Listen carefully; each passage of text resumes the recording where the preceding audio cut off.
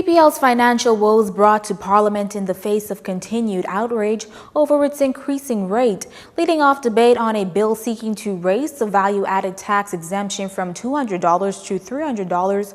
Works Minister Desmond Bannister gave a sobering account of what has contributed to the electricity giant's money financial woes over the years, beginning with the fuel surcharge. Now here's how that fuel surcharge is calculated. The total cost of fuel burned is divided by the total kilowatt of power used throughout the Bahamas by every Bahamian. Furthermore, New Providence residents pay for the electricity used in the Family Islands, and that's because Family Island consumers do not actually pay the full cost of fuel because of the numbers and relative cost. In October of this year, BPL for heavy fuel oil would have purchased heavy fuel oil at $70.73 per barrel.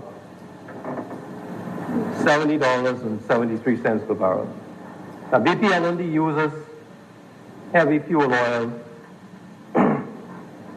in New Providence.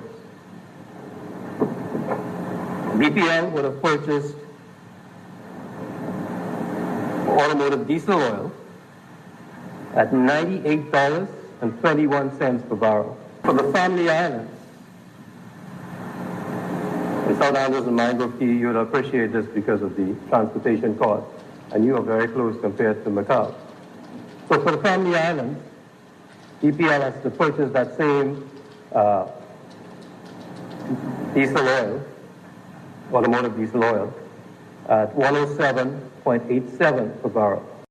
Then there's the fact, he said, that government ministries have not paid BPL in a timely manner, amounting to tens of millions of dollars in unpaid bills, coupled with receivables that generally run from $90 to $100 million.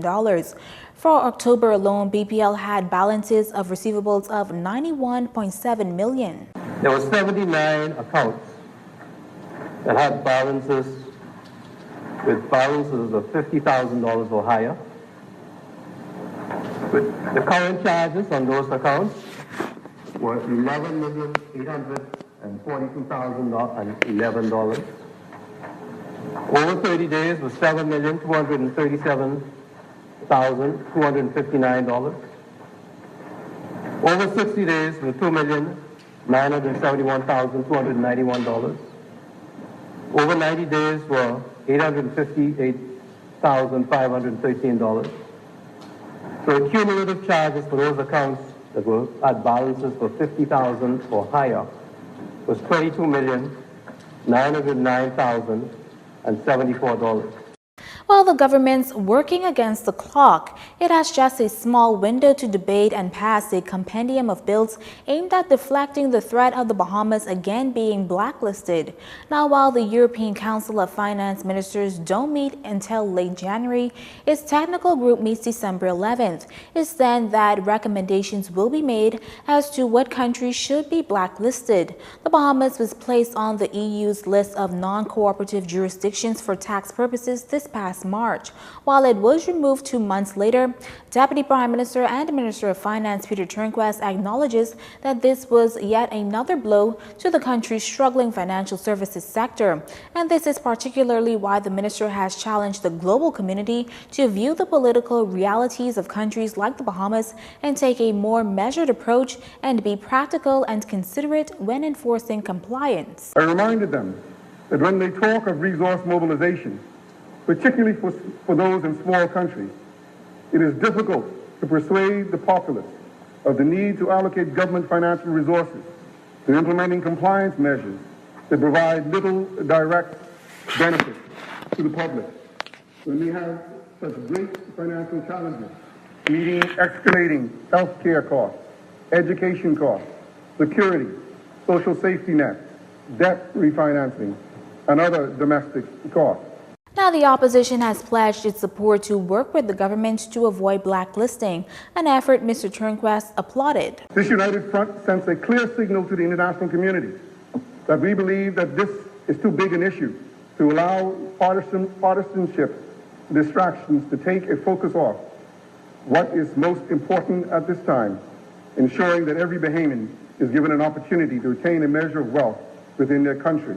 Because as we speak to the OECD and the EU, we are able to say that the Bahamas, regardless of politics, stands firmly in our commitment as equal partners with the developed world to fight money laundering and terrorist financing and the avoidance of taxation and harmful tax practices. The minister anticipates that the bills will proceed through the legislative process quickly in order to meet the December 31st deadline.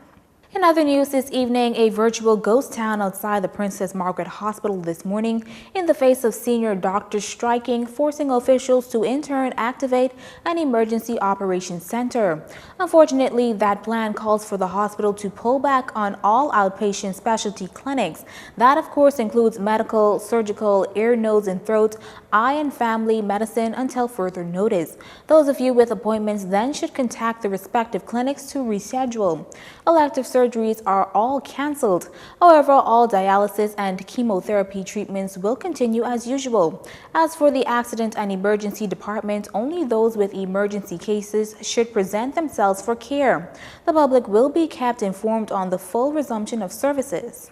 Meantime, opposition leader Philip Davis says he stands ready to ensure there is a speedy resolution to this matter, which he feels is regrettable and that doctors should not have to take industrial action to get the full attention of the government.